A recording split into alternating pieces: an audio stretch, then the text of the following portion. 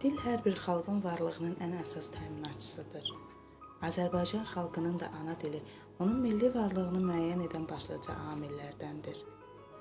Dilin zaman-zaman hərtərəfli inkişaf etməsi və zənginləşib dolğunlaşması tarixi şəxsiyyətlərin, qüdrətli dövlət başçıların adı ilə sıx bağlıdır.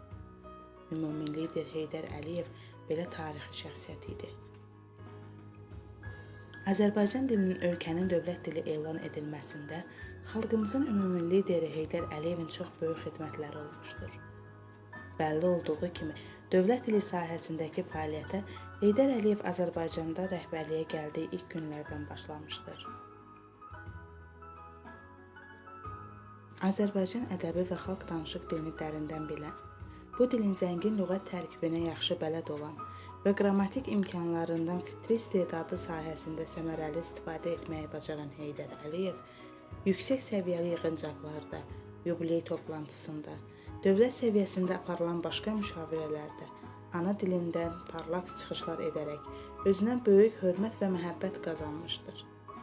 O çox yaxşı bilirdi ki, onun qazandığı bu böyük hörmət və məhəbbət eyni zamanda onun istifadə etdiyi, danışdığı dilə, Azərbaycan dilinə çox böyük hörmət və məhəbbət yaradır.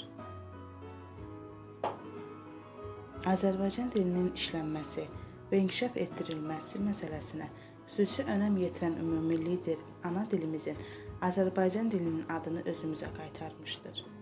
Müstəqil Azərbaycan Respublikasının 1995-ci il noyabrın 12-sində qəbul olunmuş konstitusiyasında Azərbaycan dili dövlət dili kimi qəbul edilmişdir. Müstəqilliyimizin ilk ilində Latın qrafikalı Azərbaycan əlifbası qəbul olunsa da, bu qərar kağız üzərində qalmışdı. Yalnız ümumi liderimiz Heydər Əliyevin müvafiq fərmanından sonra ana dilimizin tətbiqi işini daha mükəmməl səviyyədə həyata keçirilməsinə başlanmışdır.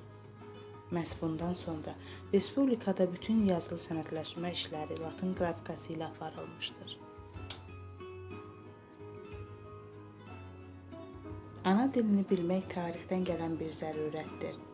Bizim min illər boyu həyat sürmüş xalqımız bugün Azərbaycanın gənclərinə bir irs qoyub getmişdir.